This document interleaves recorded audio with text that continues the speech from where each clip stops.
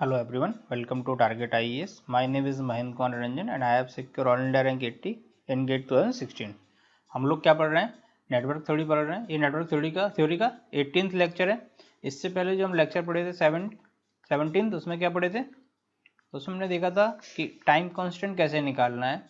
कोई एक सर्किट दिया रहेगा, उसमें आर एल एंड सी लगे रहेंगे, या तो आर एल होगा या आर सी होगा। तो उस केस में जो टाइम कांस्टेंट होगा, जब आर एल लगा है तो क्या होगा time constant L by R, and जब आर सी लगा है तो टाइम कांस्टेंट क्या होगा आर सी। ये टाइम कांस्टेंट हो जाएगा, दोनों का सेकंड में आ जाएगा। तो टाइम कांस्टेंट निकाल के हम ऑप्शन से कैसे मैच करेंगे एसी के ट्रांजिएंट का न्यूमेरिकल, वो हम लोग ऑलरेडी देख चुके हैं लास्ट लेक्चर में। अब टाइम कांस्टेंट निकाल लिया, उसके बाद क्या निकालना था? एक, अगर टाइम कांस्टेंट दो ऑप्शन में सेम दिया है तो उसके बाद कांस्टेंट वैल्यू कौन सी होती है? वी इन्फिनिटी और आई इन्फिनिटी, ये दोनों निकालना था। उससे हम ऑप्शन मैच कर लेंगे। ये ट्रिक थी हमारी कि ऑप्शन से कैसे हमको सॉल्व करना है न्यूमेरिकल को, जिससे हमारा टाइम बचेगा और आंसर भी सही आएगा। तो वो आप लोगों को ऑलरेडी लास्ट लेक्चर में बता दिया था। क्या बताया था? कैपेसिटर के अक्रॉस वोल्टेज क्या होता है? V C of T equal to V infinity plus V of zero minus V infinity E to the power minus T by tau. और टाउ क्या था? आर सी था। R C means R equivalent multiply by C equivalent. और same अगर inductor होता तो inductor के case में क्या था? I of T equal to I of infinity plus I zero minus I infinity E to the power minus T by tau. तो tau की वैल्यू इसमें क्या थी? Tau equal to L by R था। तो ये दोनों चीज़ें क्या, अगर टाइम कांस्टेंट निकाल लिया हमने एंड ये constant value I infinity and we infinity, ये दोनों वैल्यू निकाल ली सर्किट की, तो हमारा ऑप्शन एक ना एक मैच कर जाएगा। और मैच कर जाएगा वही ऑप्शन क्या हो जाएगा? हमारा आंसर हो जाएगा न्यूमेरिकल का। तो हम लोगों को पूरा सॉल्व करने की जरूरत नहीं है इतना इक्वेशन बनाने की, डायरेक्टली हम ऑप्शन से कर सकते हैं। अगर हाँ क्वेश्चन अगर ज़रा टफ है या ऑप्शन में सेम दिया है constant value and time constant value, तब हमको पूरा सॉल्व करना पड़ेगा, उसका कोई सॉल्यूशन नहीं है। तो वो देख के आप लोग निकाल सकते हो। वैसे इतना कभी आया नहीं गेट में कि दो ऑप्शन सेम दिए हो मतलब time constant and constant value same हो, ऐसा कभी नहीं हुआ है। तो आप डायरेक्टली इससे कर सकते हो, और ये 2 मार्क्स में आता है हमेशा ट्रांजिएंट का, अगर न्यूमेरिकल आया तो अभी क्या देख लेते हैं हम? अभी हमने डीसी ट्रांजिएंट पढ़ लिया पूरा, अब एसी ट्रांजिएंट देख लेते हैं। एसी ट्रांजिएंट मीन्स जो सोर्स रहेगा वीएस वो एसी रहेगा। अभी तक हम लोग डीसी पढ़ रहे थे। पूरा जो हमने ट्रांजिएंट पढ़ा दो लास्ट 3 लेक्चर में, उसमें पूरा डीसी सोर्स पढ़ा कि डीसी सोर्स लगा है तो क्या रिस्पॉन्स होगा, कैसे इंडक्टर चार्ज होगा, कैसे इंडक्टर डिस्चार्ज होगा। चार्जिंग है इंडक्टर का, डिस्चार्जिंग और कैपेसिटर का चार्जिंग डिस्चार्जिंग तो सेम रहेगा। बस जो उसका इक्वेशन है उसमें ओम्स लॉ लगाएंगे। जैसे ये सर्किट हो गया, एक रेजिस्टेंस लगा दिया, एक इंडक्टर लगा दिया, इधर वोल्टेज सोर्स भी लगा दिया, सम फ्रीक्वेंसी है इसकी ओमेगा, उस पर ये आर है एंड एल है। तो इस केस में इसका करंट का इक्वेशन क्या होगा और उसका सॉल्यूशन क्या क्या निकलेगा और कैसे निकालना है वो हम लोग देख लेते हैं। तो स्टार्ट करते हैं एसी ट्रांजिएंट। तो ये कौन सा सिग्नल हो गया? ये एसी हो गया एंड ये डीसी हो गया। तो डीसी तो हम ऑलरेडी पढ़ चुके हैं। डीसी ट्रांजिएंट मीन्स क्या होता है? ट्रांजिएंट मीन्स सम फ्लक्चुएशन, तो इसमें कुछ फ्लक्चुएशन आ रहा होगा। अब एसी तो खुद एक वेरिएबल सिग्नल है, पॉजिटिव जाएगा फिर नेगेटिव जाएगा। तो इसमें जो फ्लक्चुएशन आएगा, ऑसिलेशन आएंगे, उनको ट्रांजिएंट कहते हैं। और जैसे ही वो फ्लक्चुएशन खत्म हो जाएंगे तो उस स्टेट को क्या कहते हैं? Steady state. स्टडी स्टेट मतलब कि उसकी वैल्यू फिक्स हो गई, अब वो चेंज नहीं होगी, यानी कि फाइनल वैल्यू हो गई। ऐसे ही डीसी में हम लोग निकालते थे initial value and final value. अब सेम एसी में करना है कि इनिशियल वैल्यू भी इसकी क्या है? फ्लक्चुएट होगी। तो फ्लक्चुएट होने के बाद उसका जो टाइम निकलेगा, टाइम कांस्टेंट होगा, वो टाइम कांस्टेंट के हिसाब से कब तक फ्लक्चुएट होगी उससे पता चल जाएगा कितना फ्लक्चुएशन है उसमें और कैसे फ्लक्चुएट हो रहा है। और उसका डैम्पिंग रेशो वगैरह जो हम निकालते थे उससे पता चल जाएगा कितने ऑसिलेशन आ रहा है और किस टाइप के ऑसिलेशन आ रहे हैं। तो अब एसी में जब एसी सोर्स अप्लाई किया है तो उनके केस पढ़ लेते हैं कि जब आरएल सीरीज में लगा है, आरसी सीरीज में लगा है, तो कैसा उसका रिस्पॉन्स होगा, कैसा इक्वेशन बनेगा और क्या क्या इक्वेशन का सॉल्यूशन होगा। तो वो पढ़ लेते हैं। सबसे पहले कौन सा देख लेते हैं? आरएल सीरीज सर्किट देख लेते हैं। ये एक आरएल सर्किट है। आरएल सर्किट में हमने क्या एसी वोल्टेज लगाया वीटी, एक स्विच लगा हुआ है जो टी इक्वल टू 0 पे क्लोज हो रहा है। तो जो वीटी दिया हुआ इनपुट वोल्टेज क्या है? VM sign omega T plus theta. Theta मतलब कुछ शिफ्ट या तो लीड होगा या लैगिंग होगा, ओरिजिन से स्टार्ट नहीं हो रहा है। तो ये थीटा क्या दिखा रहा है? या तो लीड होगा या लैगिंग होगा। लीड लैग हम ऑलरेडी पढ़ चुके हैं क्या होता है। अब इसको देख लेते हैं कि इसमें जब टी ग्रेटर देन और इक्वल टू 0 के लिए क्या रहेगा? स्विच क्लोज रहेगा, तो कुछ करंट आई फ्लो होगा। तो उस आई का वैल्यू क्या होगा वो देख लेते हैं।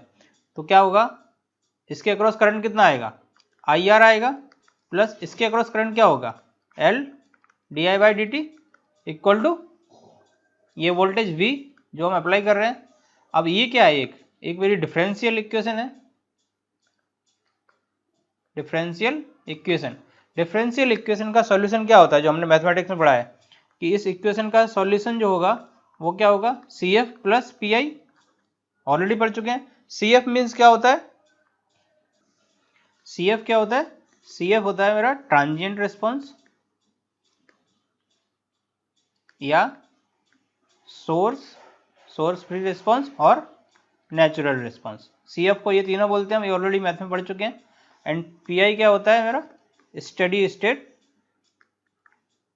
रिस्पॉन्स। तो ये जो डिफरेंशियल इक्वेशन है इसका दो सॉल्यूशन होगा, क्या होगा, एक तो CF निकलेगा प्लस PI निकलेगा, दोनों को ऐड करना पड़ेगा।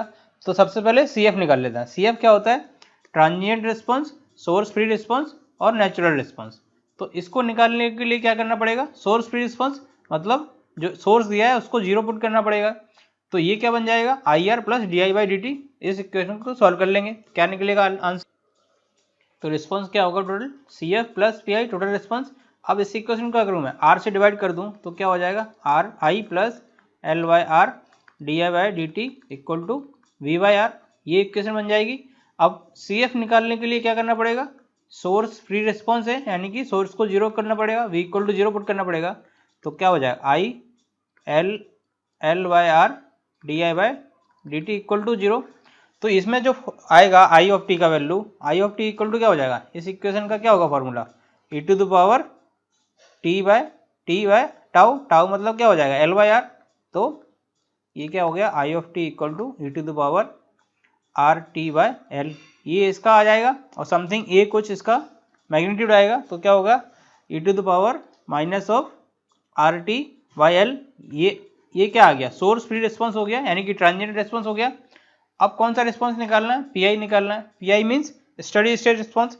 तो स्टडी स्टेट में क्या होगा, जब हम RL सीरीज सर्किट पढ़े थे, स्टडी स्टेट उसमें AC सोर्स लगा रहे थे, तो उसमें क्या हो रहा था, ये मेरा R है, ये XL है जो इंडक्टर का रिएक्टेंस है, एंड ये क्या हो जाएगा, इम्पीडेंस ट्रायंगल जो होता है ये Z हो जाएगा और ये इसका एंगल अल्फा है।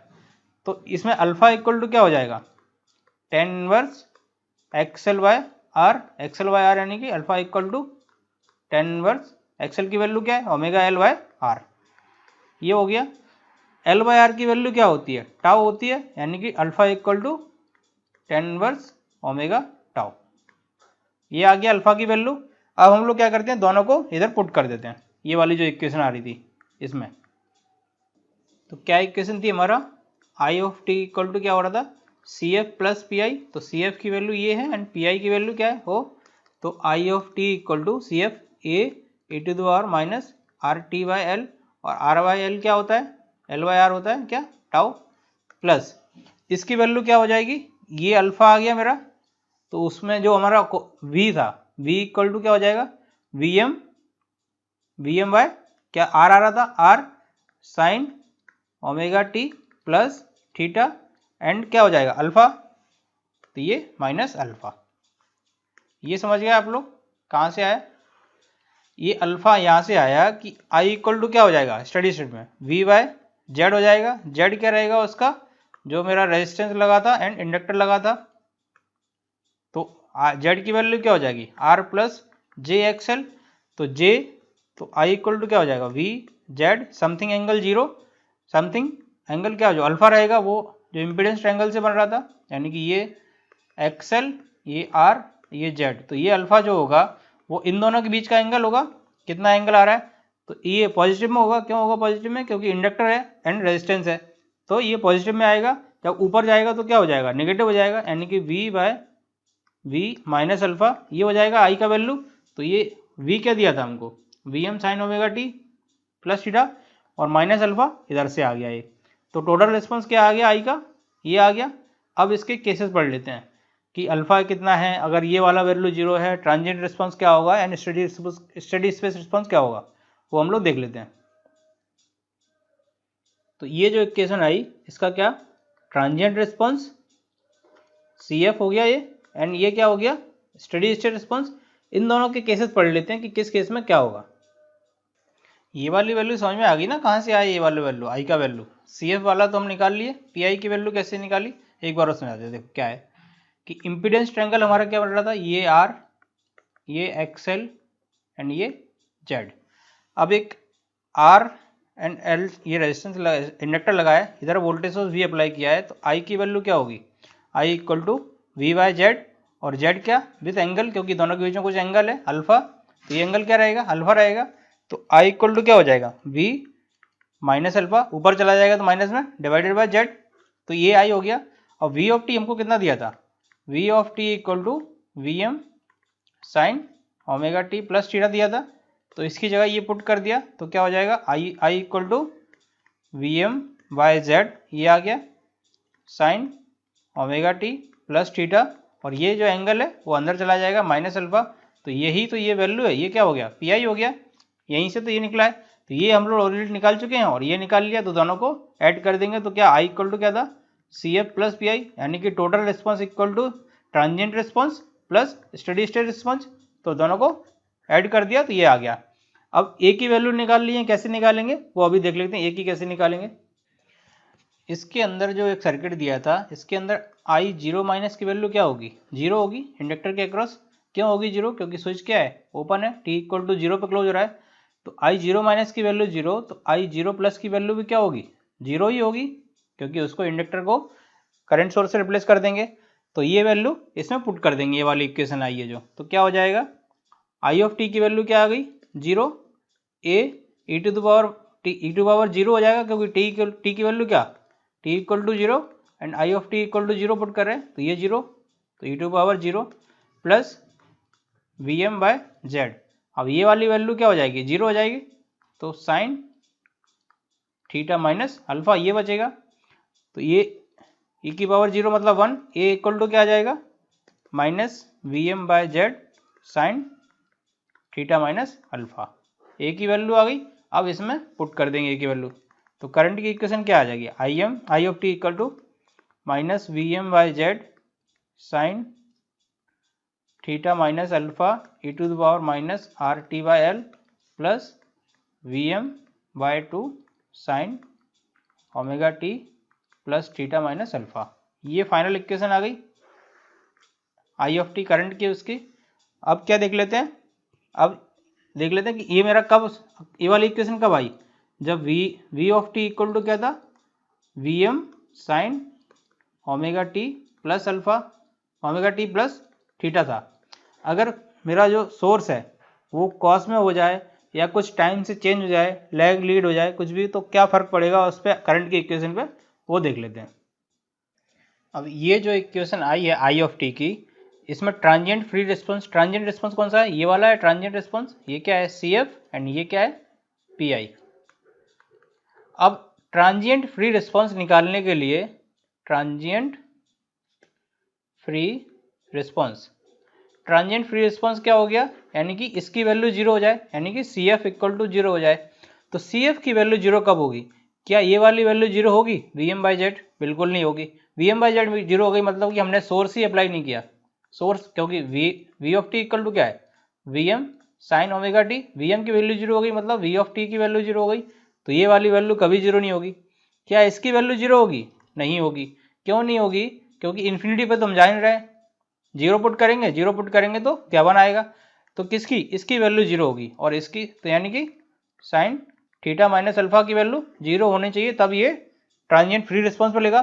तो थीटा माइनस अल्फा की वैल्यू, ये सब वैल्यू कब जीरो होगी, जब sine zero equal to zero होगा, साइन जीरो यानी कि इसकी value theta minus alpha equal to क्या हो जाए, जीरो हो जाए, यानी कि थीटा इक्वल टू अल्फा आ जाएगा, तो ये क्या हो जाएगा, ट्रांजिएंट फ्री रिस्पॉन्स हो जाएगा। थीटा इक्वल टू अल्फा की वैल्यू क्या थी, tan inverse omega L by R, यानी कि टेन इनवर्स ओमेगा टाउ, ये इसके इक्वल टू हो जाएगा, तो ट्रांजिएंट फ्री रिस्पॉन्स आ जाएगा।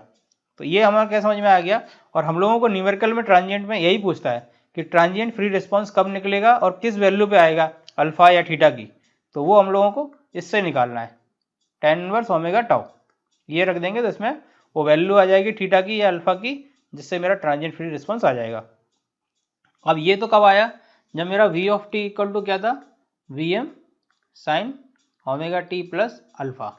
अगर साइन की जगह कॉस हो जाएगा तो क्या हो जाएगा वो देख लेते हैं, और उसके आगे वाले केस देख लेते हैं कि अगर स्विच मेरा अभी क्या T equal to T naught T equal to zero पर क्लोज हो रहा था, ये क्या है आइडियल केस है, लेकिन प्रैक्टिकली क्या टी इक्वल टू जीरो पर स्विच क्लोज हो पाएगा, नहीं हो पाएगा, तो उसको कुछ टाइम लगेगा, डिले होगा कुछ, या पहले हो जाएगा, तो वो टी नॉट समझ लेते हैं कि टी नॉट पर स्विच क्लोज होगा, तो उस केस में कैसा एनालिसिस होगा वो देख लेते हैं।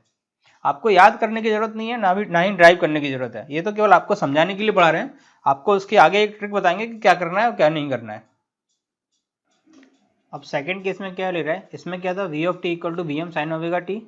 अब v of T equal to V M cos omega T plus theta ले लिया, cos omega T plus theta ले लेगा तो इसका इक्वेशन क्या हो जाएगा, साइन की जगह कॉस आ जाएगा, सभी में साइन की जगह कॉस हो जाएगा, तो ट्रांजिएंट फ्री रिस्पॉन्स निकालने के लिए minus V M by two, ये क्या हो जाएगा cos theta minus alpha E to the power minus R by tau by L R T by L. तो इसकी वैल्यू जीरो होगी कॉस थीटा माइनस अल्फा, और कॉस 90 डिग्री इक्वल टू क्या होता है जीरो, तो यानी कि theta minus alpha equal to क्या पाई बाई टू होना चाहिए, तभी ये वैल्यू जीरो होगा, तो क्या निकलेगा ट्रांजिएंट फ्री रिस्पॉन्स निकलेगा इससे, जब ये वाली वैल्यू जीरो होगी। तो इसमें क्या हो जाएगा theta equal to pi by two plus alpha, alpha की वैल्यू क्या थी tan inverse omega L by R, तो इससे क्या हो जाएगा थीटा की वैल्यू इसमें क्या आएगी सेकंड केस में pi by two plus tan inverse omega L by R, यानी कि पहले केस में जब मैं साइन अप्लाई कर रहा था तो क्या आ रही थी omega L by R tan inverse, और इस केस में जब कॉस अप्लाई किया है तो कॉस कितना 90 डिग्री आगे होता है साइन से, तो इसमें 90 डिग्री ऐड हो गया, 90 डिग्री ऐड हो गया तो क्या हो जाएगा 90 degree plus tan inverse omega L by R. तो ये वाली वैल्यू जब थीटा की आएगी तो मेरा क्या हो जाएगा ट्रांजिएंट फ्री रिस्पॉन्स हो जाएगा ये सिस्टम का। क्यों हो जाएगा, क्योंकि ये वाली वैल्यू फिर क्या हो जाएगी जीरो हो जाएगी, बचेगा कौन सा ये वाला वैल्यू, तो ये क्या है स्टेडी स्टेट वैल्यू, और ये ट्रांजिएंट वैल्यू, तो इसको जीरो करने के लिए क्या condition theta equal to pi by two plus tan inverse omega L by R, ये होना चाहिए। अब दो केस पढ़ लिए, अब तीसरा कौन सा है, जब मेरा switch T equal to zero पर क्लोज हो रहा था, अब वो कुछ टाइम लगेगा उसको प्रैक्टिकली, वो टी नॉट पर क्लोज होगा, तो क्या कंडीशन मिलेगी उसको देख लेते हैं। क्या हो गया T equal to T not पर स्विच क्लोज हो रहा है, तो current I of T equal to क्या हो जाएगा C F plus P I, तो अभी रहेगा, तो सी एफ की वैल्यू क्या होगी a e to the power r by l minus t naught plus इसकी वैल्यू क्या रहेगी v M by Z sine omega T plus theta minus alpha, ये इसका आ जाएगा। अब क्या करेंगे ए की वैल्यू निकालने के लिए क्या पहले T equal to zero put कर रहे थे and I equal to zero, तो अभी क्या करेंगे T equal to T naught and I equal to zero, तो यानी ये जीरो हो गया, ये जीरो हो जाएगा, T equal to T naught put करेंगे तो ये क्या जीरो वन माइनस वन यानी कि जीरो, तो ए टू की पावर जीरो हो जाएगी, और इसमें कर देंगे पुट, तो ए इक्वल टू क्या हो जाएगा ये वाली इक्वेशन उस साइड चली गई, तो minus V M by z t equal to T naught, तो sine omega T naught plus theta minus alpha, a की वैल्यू ये आ गई। अब इसको मैं किस में इस वाली इक्वेशन जो आई थी इसमें पुट कर दूंगा आई ऑफ टी की वैल्यू, तो आई ऑफ टी इक्वल टू क्या हो जाएगा i of T equal to minus V M by z sine omega T naught plus theta minus alpha e to the power minus r by l t minus t naught, ये क्या आ गया ये transient response आ गया, यानी कि C F plus P I क्या हो गया पी आई ये हो जाएगा V M by Z sine omega T naught plus theta minus alpha, ये किसकी वैल्यू हो गई आई ऑफ टी की वैल्यू हो गई।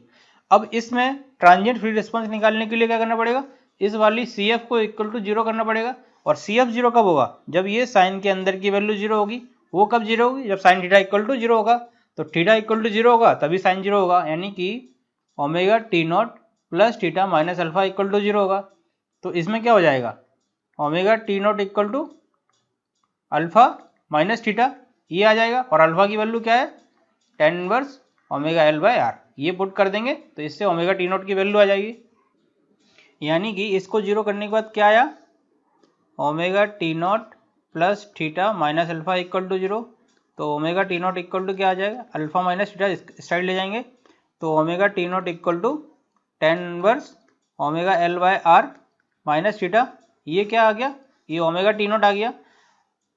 थीटा की वैल्यू कहाँ से पता चलेगी कितना सिस्टम लीड और लैग कर रहा है जो सोर्स लगाया है उससे, तो थीटा की वैल्यू लीड और लैग से पता चल जाएगी, ओमेगा की वैल्यू फ्रीक्वेंसी पता चल जाएगी, टी हमको टाइम दिया रहेगा कितने पे वो स्विच कर रहा है, स्विच लगा रहे हैं, तो इसमें से कोई भी वैल्यू निकाल लियो वो हमको निकाल लेंगे।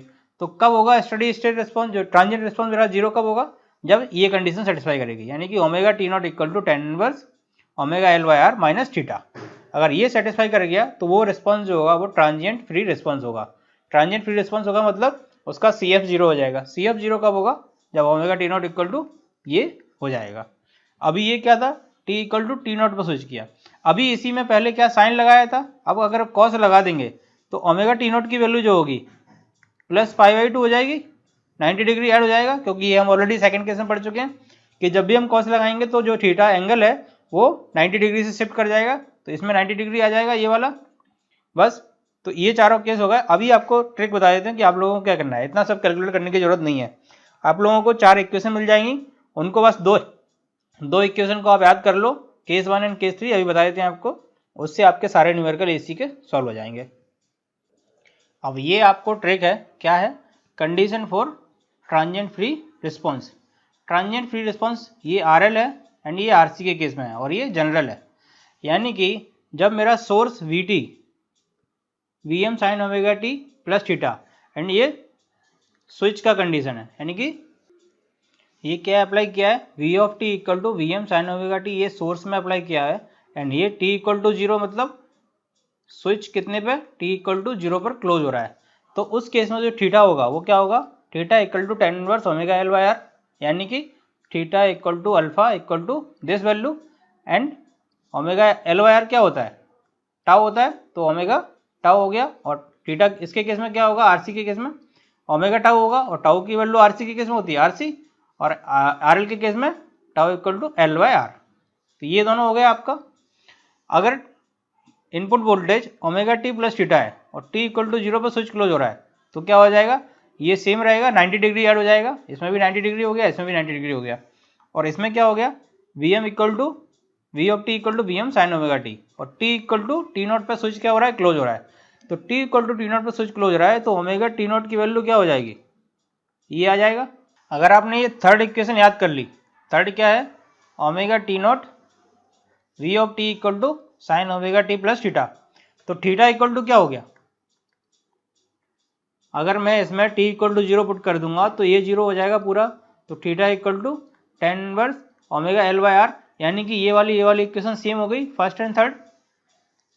आप देखो अगर टी नॉट की वैल्यू मैं जीरो पुट कर दूं, इसमें क्या हो रहा है, switch T equal to zero पे क्लोज हो रहा है, और इसमें क्या हो रहा है, switch T equal to T nought पे पुट हो रहा है। तो अगर T not equal to zero कर दूंगा इस केस के बनाने के लिए, तो टी नॉट इसकी वैल्यू आ जाएगी, ये मैच कर जाएगा दोनों, ये वाला एंड ये वाला। तो आपको केवल ये थर्ड वाला याद करना है, और अगर वी एम साइन की जगह कॉस अप्लाई कर लूंगा तो plus pi by to add हो जाएगा, ये देखो plus pi by to add हो जाएगा। बस इतना ही याद रखना है कि अगर टी नॉट पे स्विच क्लोज हो रहा है तो क्या आएगा, और कॉस ऐड कर देंगे तो पाई बाई टू से पूरा शिफ्ट हो जाएगा। बस अगर आपने ये याद कर लिया तो सारे न्यूमेरिकल आपके सॉल्व। अभी देख लेते हैं ये किसके लिए था, सीरीज के लिए, और पैरेलल के केस में क्या होगा, पैरेलल के केस में भी यही होगा। पैरेलल के केस में क्या होगा, i equal to i m sine omega t लगा देंगे, t equal to T not पर क्लोज हो रहा है, तो थीटा की वैल्यू तो सेम रखने वाली है, ये हो जाएगा एंड ये हो जाएगा। अगर ये भी कॉस लगा दिया तो पाई बाई टू आ जाएगा। बस उधर का क्या था, वोल्टेज था, सीरीज था, और इसमें पैरेलल है तो करंट आएगा, सेम है दोनों। बस केवल आपको इतना याद रखना है, अगर switch T equal to zero की जगह T equal to T not पर लगाएंगे तो क्या होगा, omega T not equal to tan inverse omega L by R minus theta, ये हो जाएगा। और अगर उसी में साइन की जगह कॉस दिया है तो minus theta plus pi by to add हो जाएगा। पाई बाई टू क्यों ऐड हो जाएगा, क्योंकि साइन से कॉस 90 डिग्री क्या है, लैग है, यानी कि कॉस पहले आता है साइन से, क्या होता है कॉस का साइन वे ऐसा होता है, मतलब ये यहाँ से स्टार्ट हो गया एंड साइन ओरिजिन से स्टार्ट होता है। तो साइन ये कॉस क्या है, लीड कर रहा है, तो इसलिए पाई बाई टू ऐड हो जाता है। तो ये आपको याद रिमेंबर हो गया, आपने याद कर लिया, तो सारे आपके न्यूमेरिकल सॉल्व। अब ये न्यूमेरिकल क्या दिया है, इसमें बोल रहा है find T nought to obtain transient free response. Transient free response क्या होता है, जब उसका सी एफ का वैल्यू जीरो हो जाए, वो डिफरेंशियल इक्वेशन है। सी एफ मतलब ट्रांजिएंट रिस्पॉन्स जीरो हो जाए। ट्रांजिएंट रिस्पॉन्स कब जीरो होगा, इसमें देखो T equal to T not पर स्विच क्लोज हो रहा है एंड क्या अप्लाई किया है, ओमेगा टी अप्लाई किया है, और क्या होगा इस केस में थीटा की जो omega T not equal to क्या होगा, omega T not equal to tan inverse omega tau minus theta, ये वाला होगा, और टाउ इक्वल टू क्या होगा, आरसी होगा, क्योंकि आरसी लगा है, तो यानी कि omega T not equal to tan inverse omega RC minus theta plus pi by two होगा, कॉस लगा है तो प्लस पाई बाई टू ये आएगा, तो ये हो जाएगा। अब ये निकालना है किसकी, टी नॉट की वैल्यू, इसको कंपेयर करेंगे जो ओरिजिनल इक्वेशन होती है, तो इसमें ओमेगा टी नॉट क्या, ओमेगा की वैल्यू क्या हो गई, 1 हो गई, एंड टाइम कांस्टेंट की वैल्यू क्या हो गई, आरसी यानी कि 1 तो 1 हो गई, इसमें पुट कर देंगे तो क्या हो जाएगा, T not equal to tan inverse omega RC, omega 1 हो गया पूरा, माइनस थीटा की वैल्यू क्या हो जाएगी, थीटा इक्वल टू भी 0 हो जाएगा, क्यों हो जाएगा, क्या हम लोग करते थे apply, cos omega T plus theta, तो ओमेगा की वैल्यू 1 हो गई, प्लस समथिंग कुछ नहीं है, तो यानी कि थीटा इक्वल टू 0, तो ये 0 प्लस पाई बाई टू, ये कब होता है, टेन इनवर्स 1, यानी कि जब 45 डिग्री हो, 45 डिग्री मतलब पाई कितना होता है, 180 divided bye 4 plus pi by to, इसको सॉल्व कर लेंगे क्या हो जाएगा, 3 पाई बाय 4, ये इसका आंसर हो जाएगा।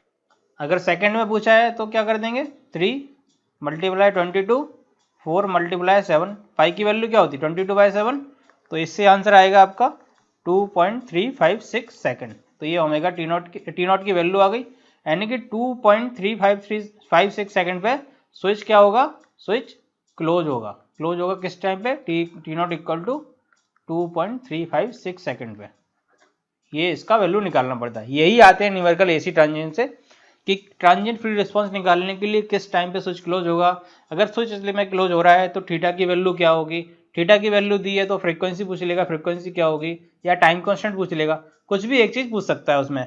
अभी नेक्स्ट न्यूमेरिकल कर लेते हैं। अभी इस न्यूमेरिकल में क्या बोल रहा है, find T nought to obtain transient free response.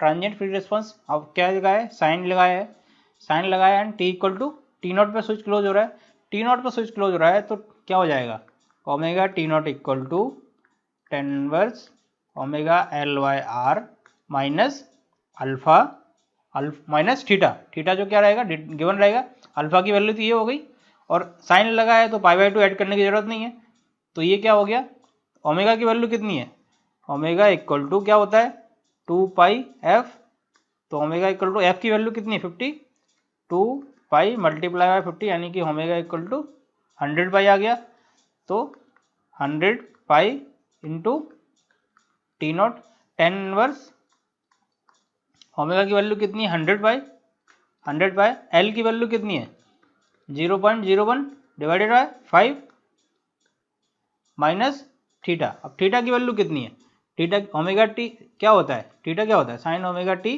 Plus theta, अगर इस टाइप का वोल्टेज अप्लाई है तो थीटा की वैल्यू क्या गिवन है 0 गिवन है, तो ये -0 हो जाएगा, तो यानी कि 100 pi into T not equal to tan inverse 100 से 0.01 गया, यानी कि पाई बाई 5 माइनस 0, तो 0 खत्म, तो 100 pi into T not equal to tan inverse, ये कितना होता है 180 होता है, 180 डिवाइडेड बाई 5 मतलब 180 डिवाइडेड बाई मतलब 32 पॉइंट, ये कितना आ जाएगा 100 pi into T not equal to 32.14 degree, और ये किस में रहेगा रेडियन पर सेकंड में, यानी कि टी नॉट इक्वल टू क्या आ जाएगा 32.14 degree divided by 100 pi radian per second. अब इसको किस में रेडियन में कन्वर्ट करना पड़ेगा, तो रेडियन में कन्वर्ट करने के लिए क्या होगा T not equal to 32.14 divided by 100 pi radian per second, और इसको पाई बाय 180 से कन्वर्ट कर देंगे तो ये क्या हो जाएगा रेडियन में जाएगा, तो रेडियन से रेडियन कट जाएगा, तो यानी कि टी नॉट की वैल्यू क्या हो जाएगी, तो T not equal to 32.14 multiply pi by 180 divided by 100 pi, तो पाई से पाई कैंसिल और ये आ जाएगा 32.14 डिवाइडेड बाय 180 मल्टीप्लाई बाय 100, ये इसका आंसर आ जाएगा। सेकंड में इसको सॉल्व कर लेंगे तो टी नॉट की वैल्यू आ जाएगी। अभी हम लोगों ने जो देखा जो रिस्पांस देखा वो क्या होता है कि total response equal to C F plus P I, ये किसके लिए है, किसी भी डिफरेंशियल इक्वेशन के लिए है। अब अभी हमने क्या पढ़ लिया, आर एल पढ़ लिया, आर सी पढ़ लिया, कभी आर आ गया, एल आ गया एंड सी, तीनों आ गया, या सीरीज में या पैरेलल में। इधर एक स्विच ये वोल्टेज लगा दिया और यहाँ पर कोई एक स्विच लगा होगा, वो T equal to T nought पे क्लोज हो रहा है, तो ये आर हो गया, ये एल हो गया। इस केस में ट्रांजिएंट फ्री रिस्पॉन्स अगर पूछ लिया कि ट्रांजिएंट फ्री रिस्पॉन्स क्या होगा जब आर एल सी लगाए, तो इस केस में हम ट्रांजिएंट फ्री रिस्पॉन्स नहीं निकाल पाएंगे। क्यों नहीं निकाल पाएंगे, क्योंकि इसमें दो एनर्जी स्टोरेज एलिमेंट हो गए, दो स्टोरेज एलिमेंट हो गए, तो वो एक दूसरे से चार्ज यानी एक दूसरे से डिस्चार्ज होते रहेंगे इंटरनल। जब मेरा स्विच क्या, एक बार ये चार्ज हो गए दोनों, जब मैं स्विच हटा भी दूंगा तो क्या हो जाएगा, ये चार्ज डिस्चार्ज होते रहेंगे ऑटोमेटिकली इंटरनली। तो इस केस में क्या हो जाएगा, ऑसिलेशन होते रहेंगे। तो इसलिए हम लोग क्या पढ़ेंगे, इसका रेजोनेंस एनालिसिस पढ़ेंगे जब आरएलसी तीनों लगे हैं, तो रेजोनेंस पढ़ेंगे तब देख लेंगे। लेकिन अगर इसका ट्रांजिएंट फ्री रिस्पॉन्स पूछेगा तो वो नहीं निकाल पाएंगे, वो नहीं निकलता है इसका।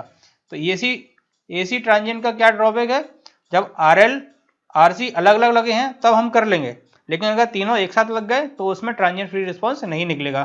तो आपको कभी भी अगर न्यूमेरिकल दिखे तो उसमें एक नन ऑफ दिस ऑप्शन रहेगा या नॉट पॉसिबल इस टाइप का ऑप्शन रहेगा, तो उस ऑप्शन को टिक मारना है। कभी भी अगर आर एल सी और तीनों लगा दिए उसमें बोले ट्रांजिएंट फ्री रिस्पॉन्स निकालो, तो वो नहीं निकलेगा। अब हम लोग क्या देख लेते हैं, एसी ट्रांजिएंट पढ़ लिया हमने, डीसी ट्रांजिएंट पढ़ लिया, तो ट्रांजिएंट का पार्ट ऑलमोस्ट खत्म हो गया। अब हम लोग लाप्लास देख लेते हैं कि क्वेश्चन जो आ रहे हैं अगर उनको लाप्लास से सॉल्व करना है, final value theorem, initial value theorem क्या होती है, और जो कुछ स्टैंडर्ड फंक्शन है उनका लाप्लास क्या होता है वो देख लेते हैं, उसके बाद लाप्लास के न्यूमेरिकल कर लेंगे। तो लाप्लास से हम जो इसके नेटवर्क के न्यूमेरिकल करेंगे, उनके कुछ स्टैंडर्ड फंक्शन है उनका लाप्लास ट्रांसफॉर्म देख लेते हैं कि क्या होता है। जैसे कोई कांस्टेंट वैल्यू ये दी है, इसका लाप्लास ट्रांसफॉर्म क्या हो जाएगा, a बाय एस हो जाएगा।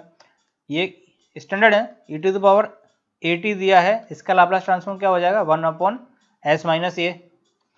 थर्ड क्या है, साइन ओमेगा टी दिया हुआ है, इसका लाप्लास ट्रांसफॉर्म क्या हो जाएगा, omega upon sine square plus omega square. In case of cos omega t दिया है तो क्या हो जाएगा, s upon s square plus omega square.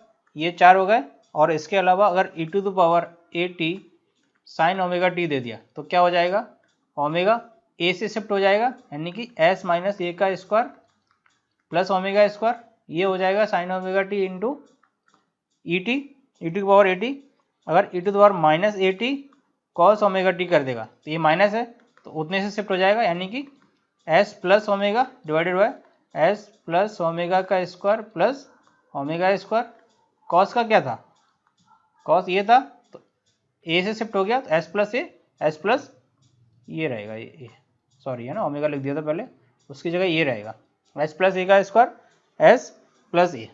तो अब क्या हो जाएगा, अगर D by D T by D लिखा है इस टाइप का, डी एफ कोई फंक्शन दिया है उसका टाइम से डिफ्रेंशिएट किया है, तो उसको कैसे लिख सकते हैं लाप्लास में, S into F S minus F of zero, यानी कि उसका फाइनल माइनस इनिशियल डिफरेंस है ना, डिफरेंशिएशन मतलब क्या है, दो डिफरेंस है, दो वैल्यू का डिफरेंस निकालना है। अब क्या हो गया, ये तो नॉर्मल फंक्शन हो गए, अब एक स्टैंडर्ड फंक्शन कौन सा आता था हमारा, डेल्टा ऑफ टी, यानी कि इम्पल्स। तो इम्पल्स का जब लाप्लास निकालेंगे तो क्या हो जाएगा, 1 हो जाएगा, यानी कि उसके आगे कुछ भी दिया है उसका एम्पलीट्यूड तो वो ए हो जाएगा। अगर यू ऑफ टी दिया है, यू ऑफ टी मतलब तो यूनिट स्टेप कोई फंक्शन दिया है उसका क्या हो जाएगा रिस्पॉन्स, तो उसको 1 अपॉन एस, अगर उसका एम्पलीट्यूड ए है तो ए बाय एस। अगर आर टी दिया है तो 1 अपॉन एस स्क्वायर, अगर ए उसका एम्पलीट्यूड है तो a by s square. R t मतलब ramp function, unit step function and impulse function. अब देख लेते हैं इनिशियल वैल्यू थ्योरम क्या होती है लाप्लास में। तो इनिशियल वैल्यू थ्योरम से किसी भी फंक्शन है उसका इनिशियल वैल्यू क्या होगा, इनिशियल वैल्यू मतलब t इक्वल टू जीरो, तो t इक्वल टू जीरो पे उस फंक्शन का वैल्यू क्या होगा, तो उसको कैसे निकालेंगे वो देख लेते हैं। इनिशियल वैल्यू थ्योरम क्या होगा, f ऑफ t, इसका किस पे, t equal to zero plus पे, यानी कि f of zero equal to क्या हो जाएगा लाप्लास में, limit s tends to infinity s into F of S equal to limit t tends to zero F of t। ये हो जाएगा, यानी कि अगर किसी भी फंक्शन का उसका लाप्लास ट्रांसफॉर्म दिया है तो उसमें s से मल्टीप्लाई करके s equal to infinity put कर देंगे तो क्या आ जाएगा, इनिशियल वैल्यू आ जाएगा। अगर वो टाइम की फॉर्म में दिया है तो direct t equal to zero put करके उसका इनिशियल वैल्यू निकाल सकते हैं। यानी कि अगर कोई फंक्शन लाप्लास ट्रांसफॉर्म उसमें दिया है, तो उसका हमें इन्वर्स ट्रांसफॉर्म निकालने की जरूरत नहीं है, डायरेक्ट हम उसमें एस का मल्टीप्लाई करके और S equal to infinity put कर देंगे तो उसका इनिशियल वैल्यू मिल जाएगा। उसको जरूरत नहीं है कि इन्वर्स निकालो then T equal to 0 put करें फिर उसकी वैल्यू निकालें, क्या होगा इनिशियल वैल्यू थ्योरम। तो अभी इसके न्यूमेरिकल देख लेते हैं जो ऑलरेडी गेट में आ चुके हैं। अब ये एक फंक्शन दिया हुआ है, इसका इनिशियल वैल्यू निकालना है, find initial value of the following function. तो क्या करेंगे, एस से मल्टीप्लाई कर देंगे, limit S tends to infinity और इसमें एस से मल्टीप्लाई कर देंगे तो S into 2s plus 1 3s plus 4 divided by S into S plus 5 and 6s plus 7। S से मल्टीप्लाई कर देंगे एस 0, अब इन्फिनिटी पुट कर देंगे तो क्या हो जाएगा, ये क्या होगा infinity multiply by infinity divided by infinity multiply by infinity, यानी कि इन्फिनिटी बाय इन्फिनिटी, और ये क्या होता है अनडिफाइंड होता है, तो ये तो नहीं निकला। अब इसके लिए क्या करना पड़ेगा, डायरेक्टली आपको पुट नहीं करना है। अगर इसमें से देखो ए एस से एस कैंसिल हो गया, अब मैं एस कॉमन ले लूँ ऊपर से, इसमें से भी एस एंड इसमें से भी एस, तो क्या हो जाएगा एस स्क्वायर कॉमन आ जाएगा, इसमें क्या बचेगा 2 plus 1 by S into 3 plus 1 by S divided by, इसमें से भी एस स्क्वायर कॉमन ले लूँगा तो क्या हो जाएगा 1 plus 5 by S plus 6 plus 7 by S. अब ए एस स्क्वायर से एस स्क्वायर कैंसिल हो गया, limit S tends to infinity put कर देंगे तो क्या हो जाएगा 2 plus 1 by infinity into 3 plus 1 by infinity divided by 1 plus 5 by infinity into 6 plus 7 by infinity. तो इसकी वैल्यू क्या हो जाएगी 1 बाई इन्फिनिटी मतलब 0, तो क्या बचेगा 2 मल्टीप्लाई 3 डिवाइडेड बाय 1 प्लस 6 यानी 1 इंटू 6 यानी कि 6, तो क्या हो गया इसकी फाइनल वैल्यू कितनी आ गई 1 आ गई, ये इसका क्या होगा आंसर हो गया। यानी कि डायरेक्टली नहीं पुट करना है, अगर 0/0 आ रहा है तो उसमें या तो एल हॉस्पिटल लगाना है या इस टाइप से कॉमन लेना है कि मेरा एस का वैल्यू कैंसिल हो जाए, यानी कि इन्फिनिटी टर्म कोई नहीं आना चाहिए। इन्फिनिटी टर्म आ गया तो वो अनडिफाइंड हो जाएगा, या तो फिर हम उसका इन्वर्स निकालें और फिर दोबारा से उसका टी इक्वल टू 0 पुट करें और उसकी इनिशियल वैल्यू निकालें। अभी सेकंड न्यूमेरिकल देख लेते हैं इसका। अब ये न्यूमेरिकल दिया है, इसमें क्या बोल रहा है find initial value of the following function F of S equal to, तो इनिशियल वैल्यू क्या होती है limit S tends to infinity S multiply by F of S, S इससे ये इसका जो एस रहेगा उससे कट जाएगा। अब क्या करेंगे, अब इसमें से एस स्क्वायर ऊपर से कॉमन ले लेंगे तो क्या बचेगा 1 plus 2 by S into 3 plus 1 by S divided by 4 plus 3 by S into 6 plus 1 by S, S square cancel हो जाएगा, लिमिट एस टेंस टू क्या कर देंगे इन्फिनिटी पुट कर देंगे तो क्या बचेगा 1 मल्टीप्लाई बाय 3 4 मल्टीप्लाई बाय 6 यानी कि 1/8 इसका आंसर आ जाएगा, यही हमको निकालना था। अभी हम लोगों ने क्या पढ़ लिया आज, एसी ट्रांजिएंट पढ़ लिया। एसी ट्रांजिएंट के में क्या पढ़ा, उसके केसेस पढ़े, कितने केस होंगे, जब we of T equal to V M sine omega T plus theta होगा, v of T equal to V M cos omega T plus theta होगा, जब t equal to T not पर switch close होगा तो क्या होगा। उसके बाद हमने पढ़ा लाप्लास में कुछ स्टैंडर्ड फंक्शन है उनका लाप्लास ट्रांसफॉर्म क्या होता है। उसके बाद क्या पढ़ लिया, इनिशियल वैल्यू थ्योरम पढ़ ली। अब हम अगले लेक्चर में क्या पढ़ेंगे, final value theorem and numerical solve कर लेंगे कि जो मेरा रजिस्टर इंडक्टर है उसका कैसा रिस्पॉन्स आएगा लाप्लास में, किस टाइप से डायग्राम बनेगा और कैसे अगर लाप्लास में न्यूमेरिकल दिया है तो कैसे सॉल्व करना है उसको। Thank you.